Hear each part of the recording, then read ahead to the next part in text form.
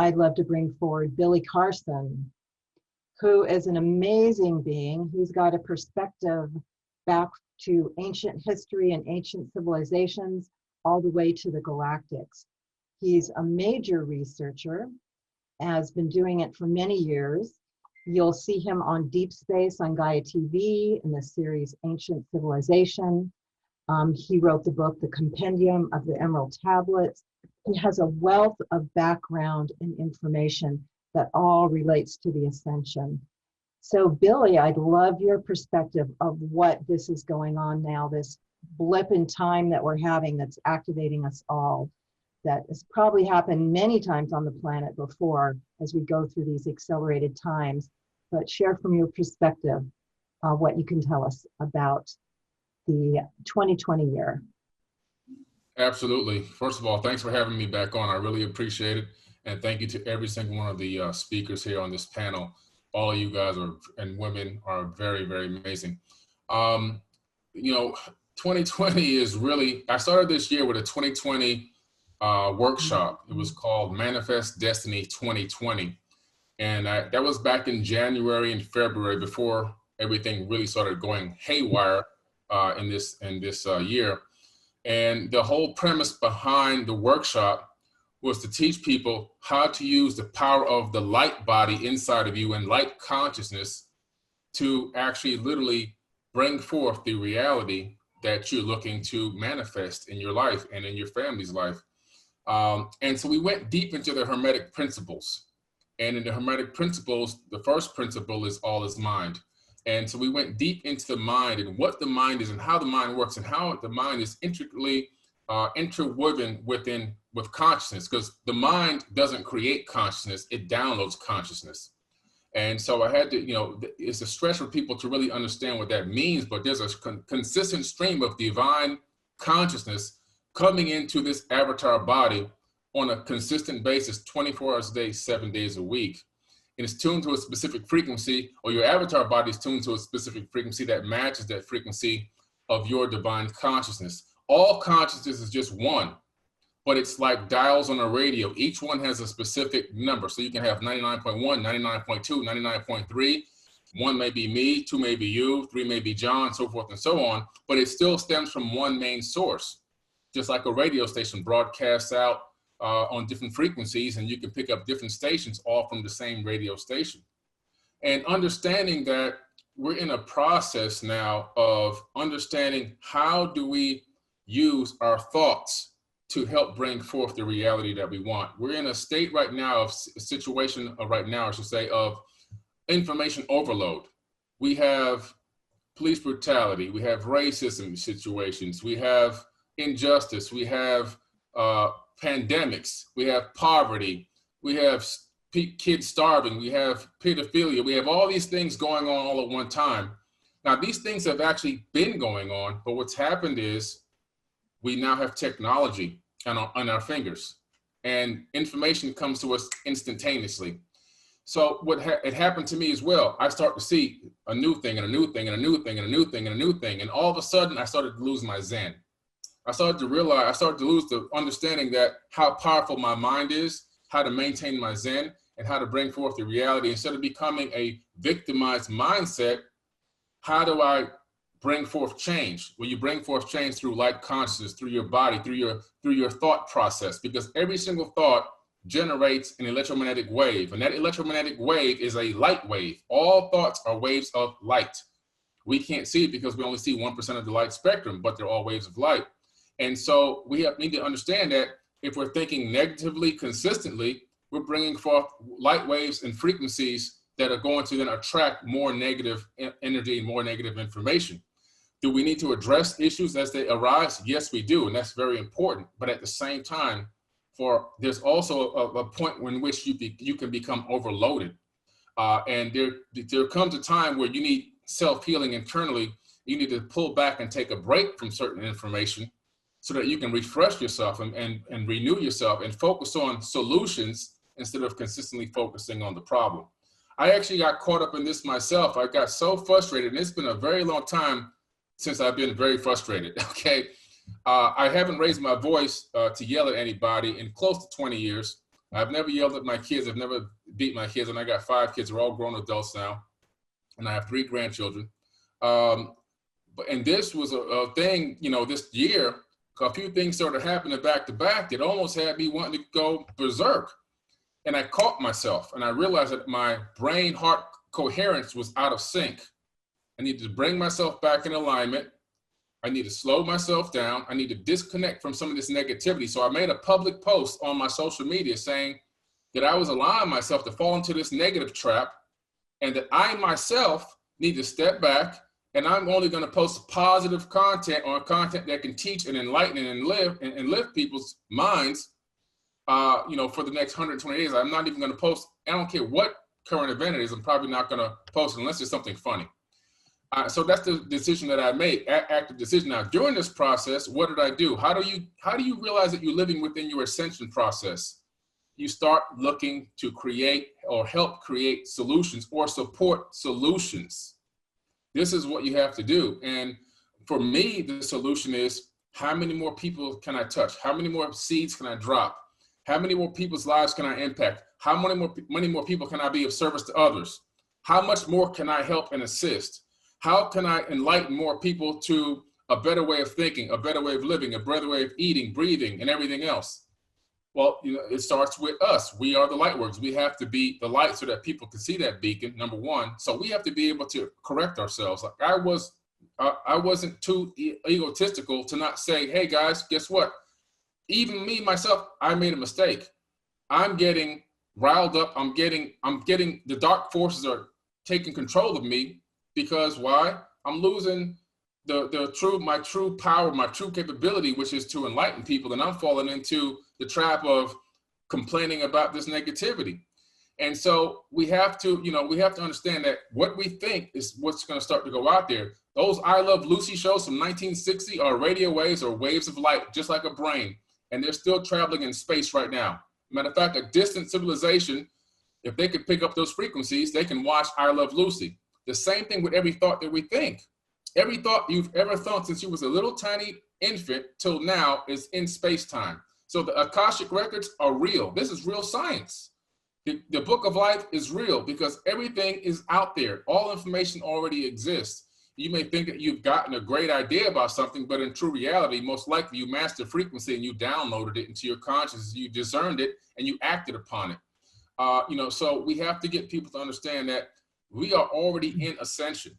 It's already begun. The process is here. We're trying to get to a golden age, and this is the beginning process. We're like, the people that's getting that wheel turning, like in the Yuga cycle. And we're probably, in my opinion, in the Tetra Yuga, trying to get back to a golden age. But this is the beginning process, and mankind is going to stumble and fall. When the baby starts to learn how to walk, it takes a couple of steps, it falls. Then the brain, that is the universal consciousness, it makes the adjustment and says, okay, we need to balance here, we need to balance there. Baby gets up again, takes a few more steps, falls again, makes another adjustment until the baby can have a stable gait. Now what happens is the baby begins to try to run. As soon as the baby tries to run, falls, but keeps learning what it takes. And eventually, what is walking and running? Walking and running is a controlled fall. That's exactly what it is scientifically. Biologically, it's a controlled fall. We need to get to the point where we're in a controlled fall. We can see those missteps coming before they actually happen and keep ourselves upright. But we're in the beginning stages of this. So we are going to have times of brilliance, and we're also going to have times where it looks like everything's chaotic and everything's a mess. And this is what 2020 is right now. It's looking like everything is falling apart. Everything's a mess. Everything is a disaster. We're getting so much information overload. We've got to go back to the light consciousness. We have to start sending out positive light waves. We need to start meditating on how can we bring forth solutions to these issues. The issues that are bothering a person the most, whatever they may be for you or me, we need to focus and meditate on those, and meditate not on the problem or the situation, but what is a potential solution to this? And then how can we then put action behind those new downloaded thought processes and then bring them into reality? Because I think our true mission is to bring heaven to earth. So that's what the Ascension to me is really all about. When you look at going into the deep, deep ancient past, talking about deep into antiquity, many, many millennia, billions of years into the past. When you look at some of these ancient tablets and texts, and I've researched and read and studied over 1,000 texts, tablets, cylinder scrolls, cuneiform tablets, Tibetan books of the dead, Egyptian books of the dead. I mean, some of these cylinder scrolls, papyruses, Nag Hammadi scripts, the Mahabharata, the Bhagavad Gita. I mean, you name it, I could just keep going and going. And it all points back to what I could say is one of the first golden ages that I can see, and that was in the Pleiadian star system. This Pleiadian star system is mentioned in Homer's Iliad. It's mentioned in actually even the modern day Bible. Of course, it's mentioned in many ancient texts. If you look at a lot of the artifacts, I have in my possession, about maybe 200 artifacts. And out of those 200 artifacts that I've collected from around the world, I would say at least 2/3 of them have a depiction of the Pleiadian star system on them. And so this Pleiades location in the sky, that location, that region of space-time at one point in the deep, deep past had an amazing golden age. That golden age was interrupted by a galactic war. Now, this is not me saying this. This is what I'm reading in actual ancient texts and tablets and papyruses. This war was a war that literally they used a weapon called the Brahma weapon, which literally exploded planets. And debris from those planets were crashing into other planets with living beings on them, and people were fleeing from that region. Now, the Pleiades appears from our point on Earth as 7 stars. It's really millions of stars. We just see the 7 brightest stars from our perspective on Earth, but there's a lot of life in that region of space. These refugees left and fled. They went to the Orion, they went to Aldebaran, they went to Sirius, they went to Epsilon Boötis, they went to various other star systems that we have in our galaxy, as well as some made their way to a planet which in the Enuma Elish in the 7 tablets of creation is called Marduk, or Marduk, however you want to pronounce it, which also made it into even the Torah and the modern day Bible, that name. And if you look at the Atrahasis epic translation, the planet name is Nibiru. It was gravitationally captured by our solar system, and then those beings who are all related to all the way going back to the Pleiades, many different species of people, made their way to Earth at one point for whatever the purpose was. It's still a big question mark as to what the full purpose was coming here. In my opinion, a breakaway civilization of some sorts. But when you look at that, that golden age, and then you fast forward in time, as you're moving forward in time through all these scripts, you can start discovering other golden ages happening in different eras of time. And a golden age, according to the Hindus and the Buddhists, is 12,000 divine years, or in human Earth years, 4.3 million years for the full cycle, okay? So full cycle of human lifetimes of 4.3 million years is 12,000 divine years. So in the yugas, you have it broken down into sections. You have the Golden Age, Satya Yuga. You have the Silver Age, Tetra Yuga. You have the Bronze Age, Dwapara Yuga. You have the Iron Age, the Kali Yuga. And then the cycle starts over again as we move around this gigantic wheel, okay? And in my personal opinion now, this is still up for debate, up to conjecture. Based off of what I've seen, where we are right now technologically and also spiritually, I believe that we're at the very beginning of a Tetra Yuga, which is the very beginning of a Silver Age. Now, there was a very small golden age on Earth just in recent times, but there have been, according to the Mayans, at least 4 golden ages on this planet before, prior to Homo sapiens sapien, which we are now. But the most recent one that you can like sink your teeth into would be the Egyptian golden age, where in Egypt, they literally had an age of peace, tranquility. They didn't have an army, no police officers, no racism. They only focused on unconditional love, unity, arts, crafts, and their main goal and mission was how good they could be of service to others, and how they can develop themselves artistically and follow their passions.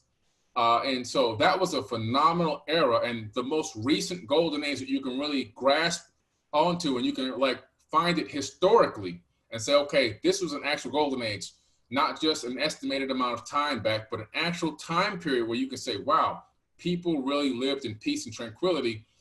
What happened was outside sources were observing this golden age era in the land of Chem. At that time, it was actually the land of Chem before it was called Egypt or Egypto. And they said, wow, I mean, they're ripe for the taking. They have no army, no military, no security. They have nothing.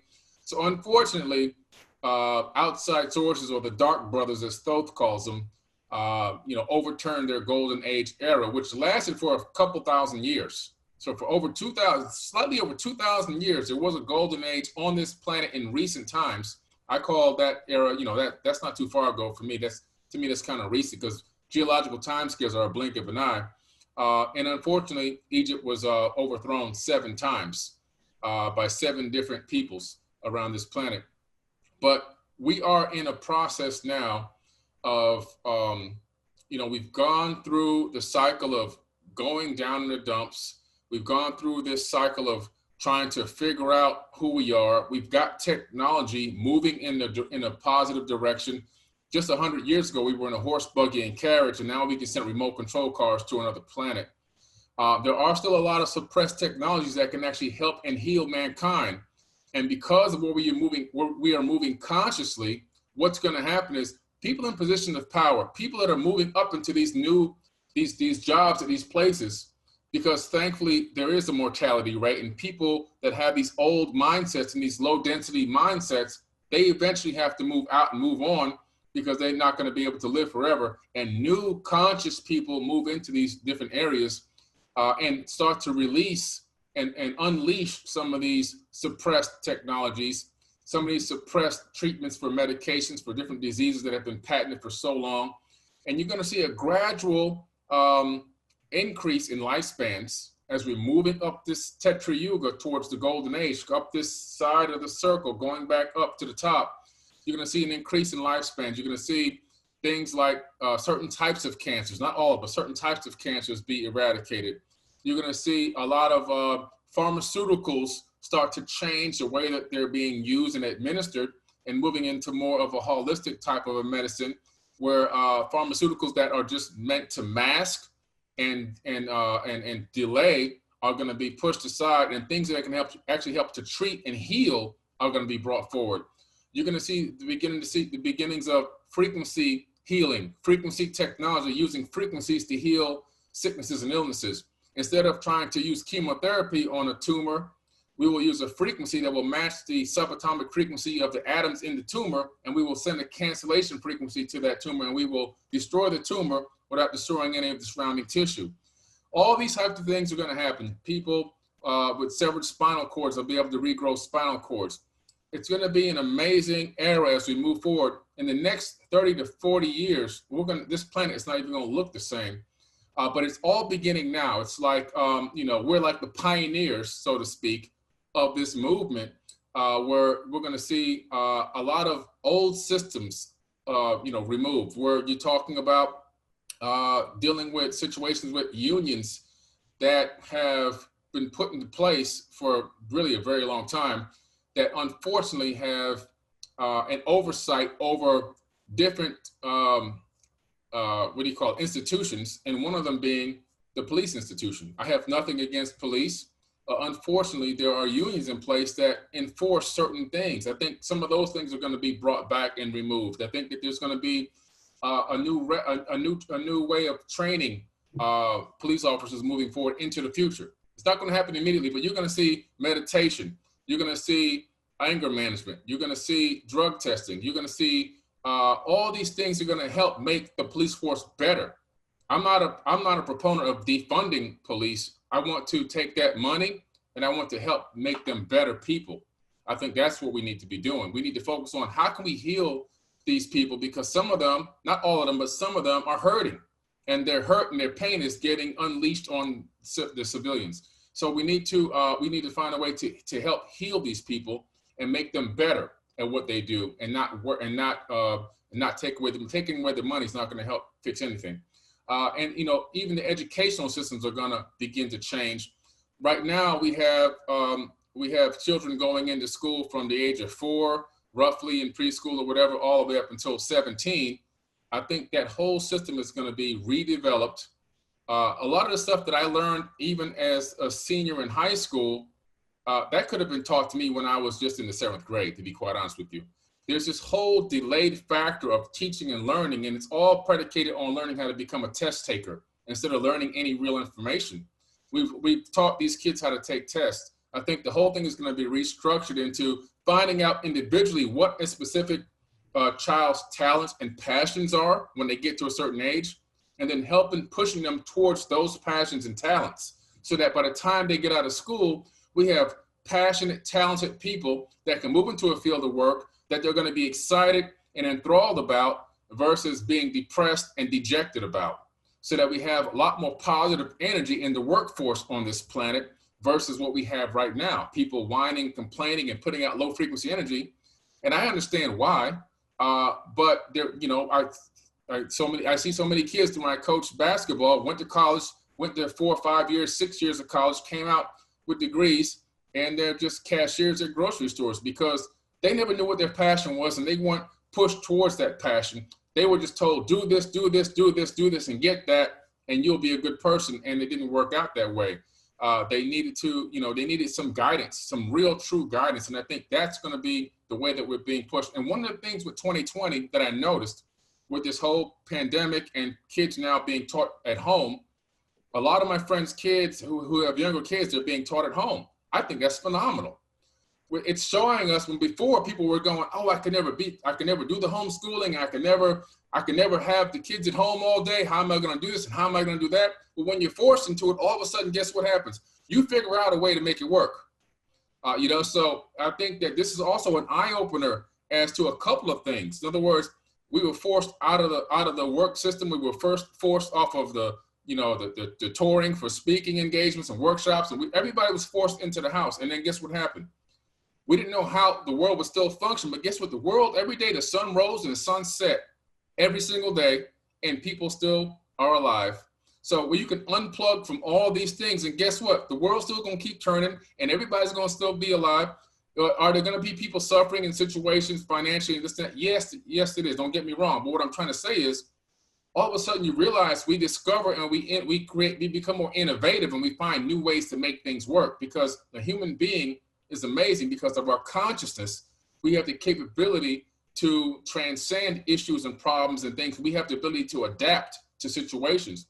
But I think moving forward, as we move around this cycle, all these things are going to become so much better. Education, lifespans, the way that we treat each other. I think that, you know, you can't have a golden age with racism and brutality. And I don't think you can even have a golden age heavy on politics. Will there be some type of hierarchy? I'm pretty sure. But I think there's going to be a hierarchy based on, you know, how good you are at what you do and what is your service to others, and what are your accomplishments in your area of experience or expertise in life. And that's how you grow up or move up this hierarchy of this ladder. But everybody will have equal access to the same opportunities. So all these things are going to be developing and changing. So I'm really excited about being one of the pioneers of this movement, moving back into another golden age, because we are going to go there. Because the one thing about this galaxy, this universe, is cyclical. Now, one thing I have never read in any book, any text, any script, or any sage or elder has ever told me, nobody told me that we have to go back down again. Nowhere have I ever seen it written that this cycle, you must go down, you must go down, you must go down. It says that we go around this cycle and how many years roughly it takes for a civilization to rise and fall. Even Thoth talks about it in the Animal Tablets. He traveled to other planets consciously and watched civilizations rise and fall. However, when can we maybe finally break that cycle, that time loop that we're stuck in of this rise and fall? Can we get to a point where we are so attuned to ourselves and the universe that we sustain a golden age and prevent the next fall? That's one thing that I would like to see as an ultimate goal, is to how can we sustain a golden age and prevent future generations from having to experience another Bronze Age and Silver Age all over again. How can we just sustain it? And I think it comes with just the right group the right civilization that rises and taking charge of that mission, making it a mission to sustain that next golden age so we don't fall again. Don't get triggered, okay? So right now we have so many things that are triggering us. And for example, on social media, you may see something, somebody post something that you don't like or you don't agree with, or in some weird way, it might offend your belief system or whatever. Don't allow those things to trigger you. Get control of your brain-heart coherence. Recognize the trigger is coming. Or if you post something and somebody comes and makes a negative comment on whatever you posted, don't get triggered by them to then respond back to them. Now, this is something that even myself, I'm learning and growing with over time. In the very beginning of my social media experience, if somebody says something negative about what I put up, I would try to respond back to them and then respond. I mean, how many people can you? One day I said, wait a minute, what am I doing? If I posted something and 20,000 people liked it and 30 people made a negative comment about it, what does it matter? The message got out there. Why am I going to allow myself to be sucked into energy vampires? Because what happens is, just like before, we were talking about those light waves coming out of your consciousness. So when you respond to a person that triggers you, even through the internet, they literally absorb your energy from your body, your life source. And how does that happen? The thought leaves out of your mind. You then put it into the little device, mobile device, or whatever you're using, a computer, to respond back to this person who made a negative comment. And that energy was alchemically converted to mechanical energy. Now it's converted back into light inside the device, because the light transmits up the microwave frequency to the cell phone tower as a light wave. Then it gets sent into space to a satellite as a light wave, and it comes back down in that person's region as a light wave, wherever they are on the planet, travels down that other cell phone tower as a microwave frequency. It goes into their device as a light wave, and then they open up the phone when they get a notification and they see that you responded. That photon bounces off of that device into their retina, goes to the back of their brain, and they get a satisfaction from that. They just ate your energy. They literally consumed your energy, okay? Don't allow yourself to be triggered by these people that are trolling your pages and your accounts on the internet. You're literally allowing energy vampires to suck you dry, and that will wear you out and wear you down, okay? The next thing is, let's focus on solutions.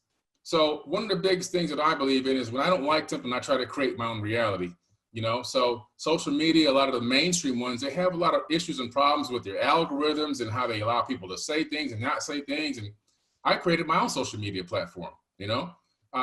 YouTube demonetizing a lot of people, demonetized my account. I created my own video platform. So, you know, I think the thing is focus on solutions, and maybe you can't just say, well, I'll just create this and I'll create that. And that way, monetarily, it may be too much of a big deal. But if there's a situation that's really, really bothering you and you're focusing and meditating on solutions to that problem, you can bring that problem to light, because we have to bring problems to light. But at the same time, what can we do to fix this problem?